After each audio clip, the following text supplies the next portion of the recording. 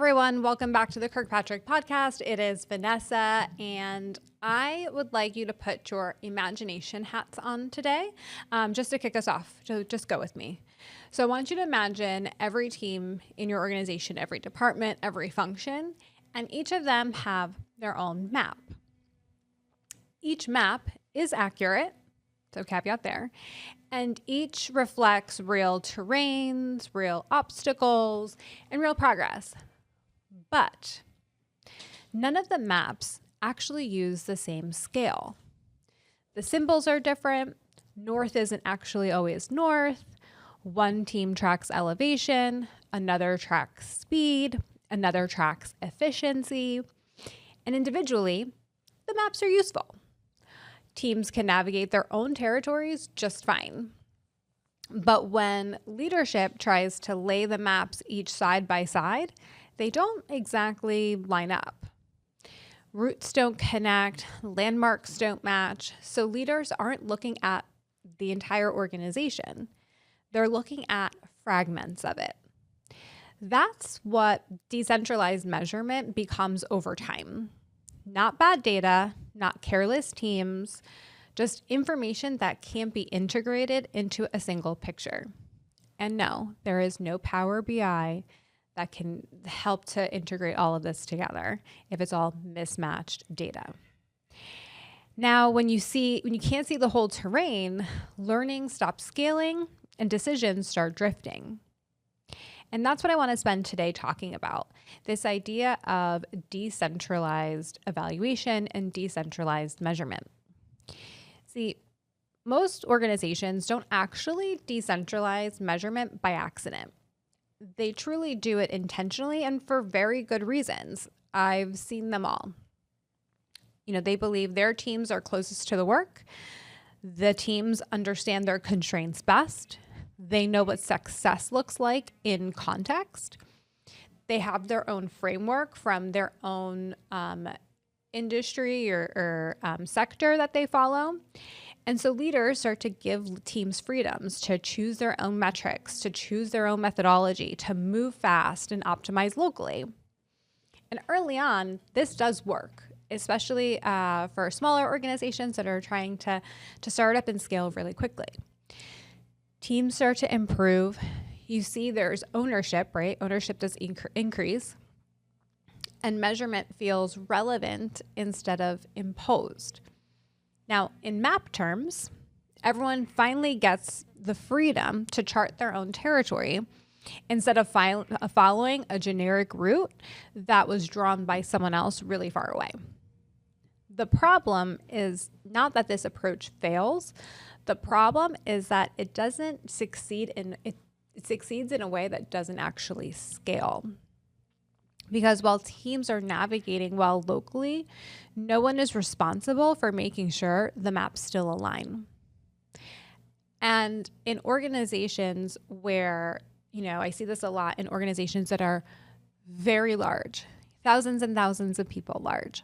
And so they think that having decentralized anything, but in our case, measurement and evaluation, is the way to go. And over time, we start to see breakdowns, and that centralized unit that's supposed to hold responsible everything for the entire function, right? It's hard for them to say what's working and what's not. And it's hard for them to then share out and have any sort of ownership. And actually, it's interesting because it creates a lack of ownership from what's supposed to be like the centralized function. So they actually feel more administrative, and that's where you definitely fall into some order-taking territory. Now, local improvement, right? So like the team functioning well and organizational learning are not actually the same thing. See, local improvement are going to answer questions like, are we better than we were? Did this initiative work for us? But organizational learning will answer questions like, what do we know now as an organization? Or what patterns are emerging across teams? And what should we do differently next time? See, the second set of questions helps to requires comparison. It helps to really see what can we borrow from other areas of the business and give to others so that we can all learn and we can all grow. One thing that I've said, and I know I've said in the podcast, is I don't need to fail at everything to learn the lesson. I can learn a lesson from the story of someone else. And the more that we adopt that approach and learn from others, the more we have the ability to grow, scale, innovate, and improve faster.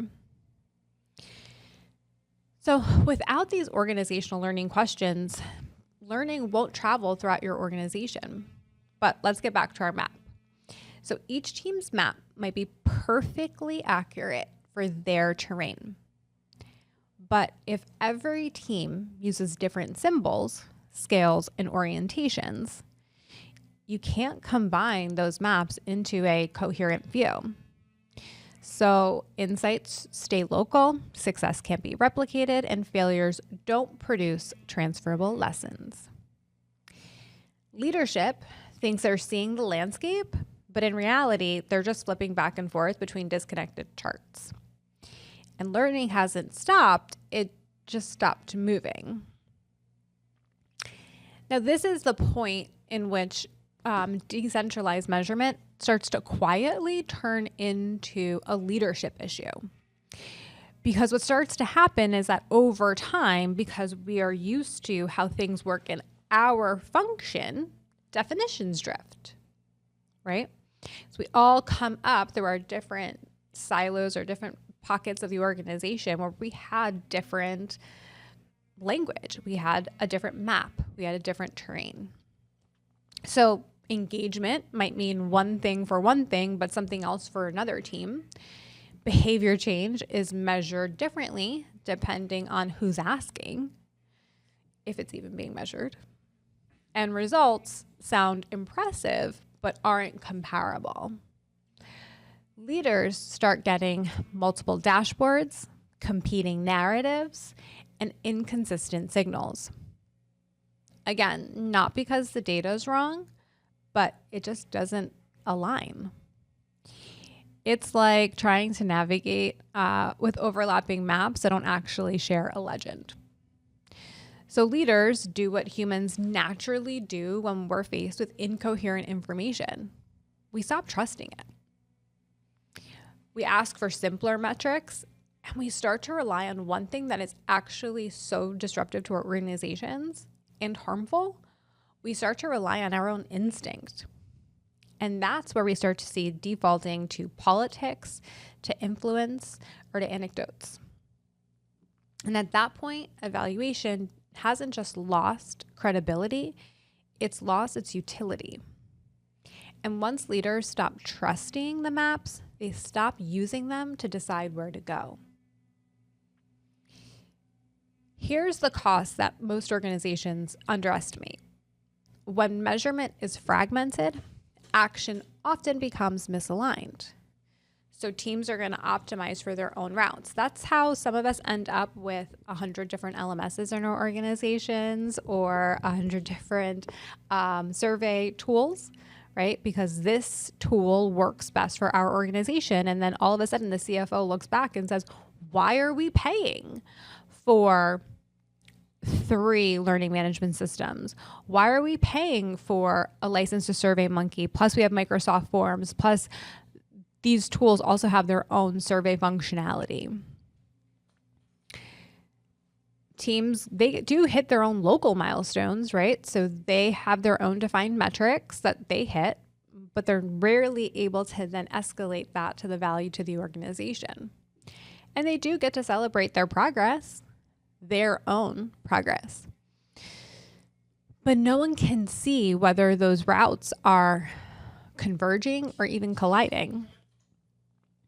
Resources get allocated based on partial pictures, strategic priorities blur, and good local decisions create poor system outcomes. This is not a coordination failure of people, so I want you to be very clear by that. This is not a failure caused by people. It's a visibility failure that's caused by structure. This isn't a people problem, it's a structure problem. So if you can't see how the paths intersect, you can't manage what the trade-offs might be. And that's why decentralized measurement is actually never neutral, in a very biased form of measurement. It shapes behavior, it shapes attention, and it shapes what the organization believes matters, but based solely to a small group of people in the organization.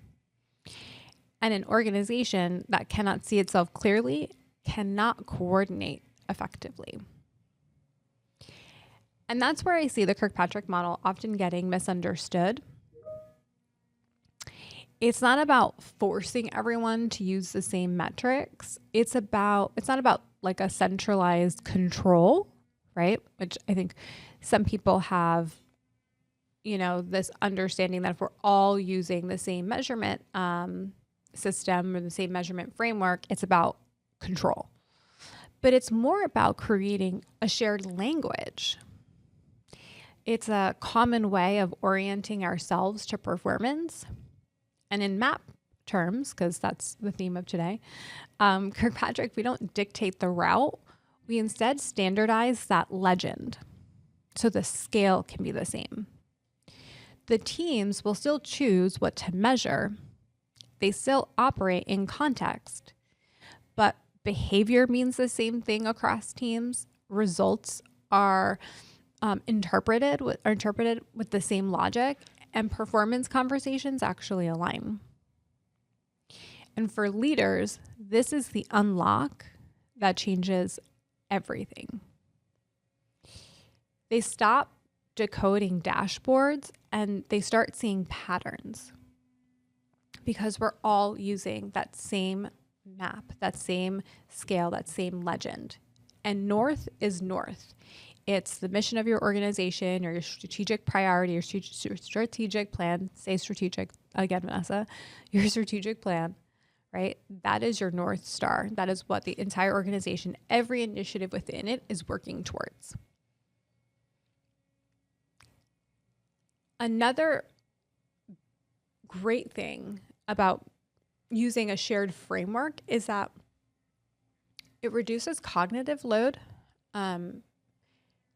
We are constantly taking in so much information. And as leaders, we're constantly making decisions for the organization in our personal lives, what we want to eat for dinner, where we want to go for dinner. Like if anyone ever wants to help me with something, tell me where we're going to go have dinner. Just tell me. Take one decision off of my plate. Anyway, back to the story, but we're constantly making decisions. And so when we have this cognitive overload, what happens is we actually don't make any decisions. Or we go to the data that's the most similar or easily understood by us, that takes the least amount of cognitive load to interpret. And that's what we go with to decide the direction for the entire organization. When there is a shared framework, insights become portable. So we're able to take an insight from this division and apply it to another, because we're able to take some of those patterns and those lessons learned. And they allow learning to scale beyond the team that generated it. And without that shared orientation, evaluation cannot support leadership truly at scale. So I want you to think about all the different functions in your organization. Do you all have the same language for evaluation? And if you don't, may I offer to you the Kirkpatrick model as your shared language?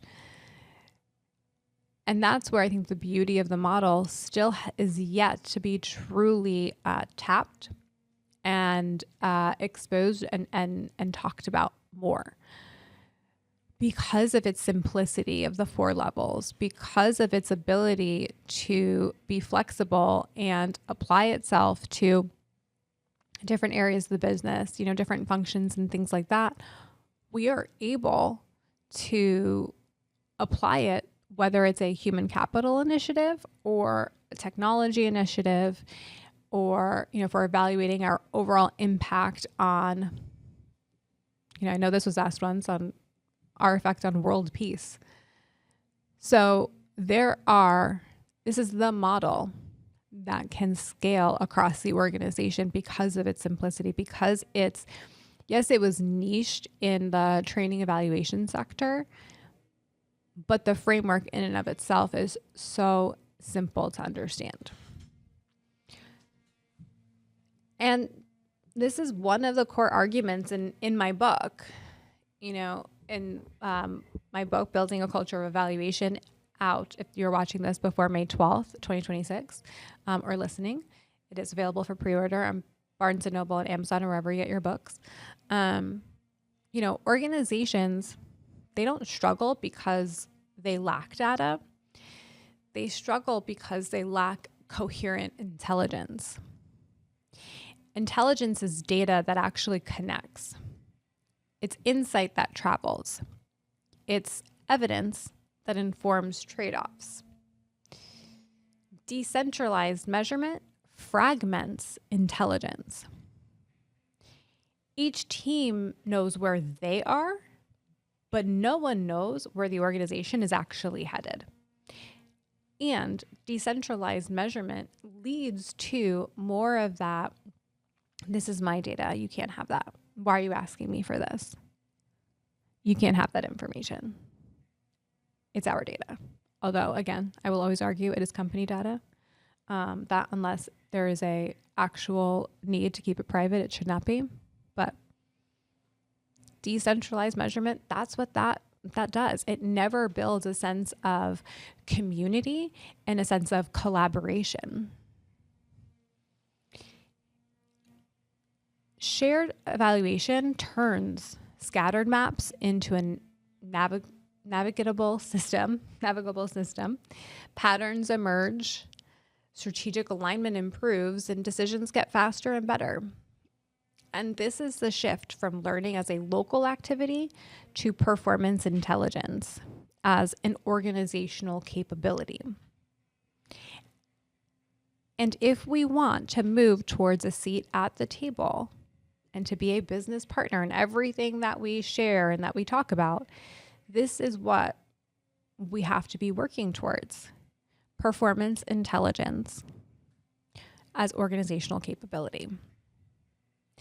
And this is the shift that we're seeing inside the Kirkpatrick Collective. People come in asking, how do I do this better on my team? And they leave asking, how do we do this together without losing local relevance? See,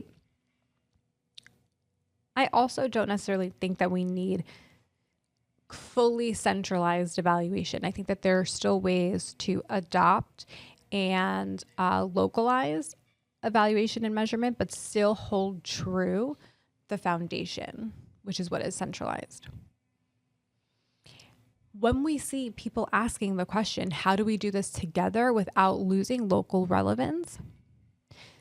That's when we start to see a signal towards maturity for the organization. And it's the moment where people stop optimizing their own maps and just building up skills, building up credentials just for their own, abilities. And they start asking, well, how do these maps connect and how can we take this for other folks? Because frameworks don't create alignment on their own. People do. There is no framework, there is no model that is the magic bullet. Even though I would love for the Kirkpatrick model to be the magic silver bullet, it is not. It still takes people to do the work, to do it right. And that's where evaluation stops becoming personal practice and becomes organizational responsibility. So let's go back to that map. Decentralized measurement gives teams freedom to navigate locally, and that's great, and that matters. But shared evaluation is what allows the organization to see that whole terrain. This isn't about having control away from teams. It's about giving leaders a coherent view of where the organization actually is and where it can go next. Local optimization without shared orientation will never add up to enterprise performance. Because if every team is following a different map, no amount of progress will get the organization to the same destination. If you're interested in learning more about this topic, please pick up a copy of my book, Building a Culture of Evaluation, the new Kirkpatrick model for performance and innovation, available on Amazon and Barnes & Noble and anywhere you get your books.